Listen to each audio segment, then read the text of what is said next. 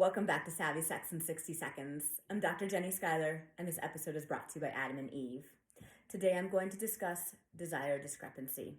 It's the most common issue I see in my office as a sex therapist because it's the most common issue couples in long-term relationships struggle with.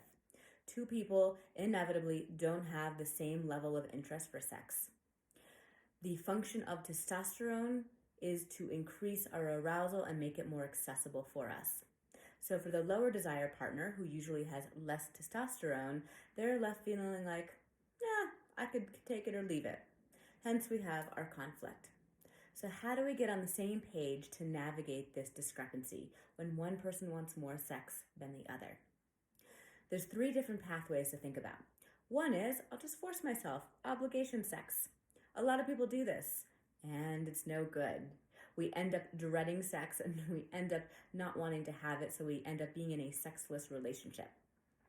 The next is through the portal of eroticism, where we generate a lot of fantasy, where we might use porn or moving erotica, and we really infuse our relationship with eroticism.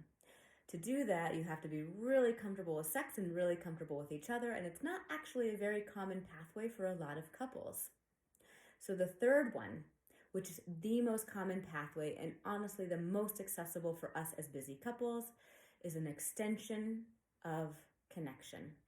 Basically feeling emotionally connected to your partner and saying, we're going to prioritize this, we're going to crawl into bed, we're going to take off our clothes, we're going to be skin to skin, and we might not be enthusiastic about sex when we're crawling into bed, but after a while, because we like each other as humans, and because our skin is touching, and because we're smelling each other, and because we're there, guess what wakes up?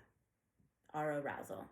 So, think about sex through the portal of connection, crawl into bed, take off your clothes, and just make a date to do that once a week and see what happens.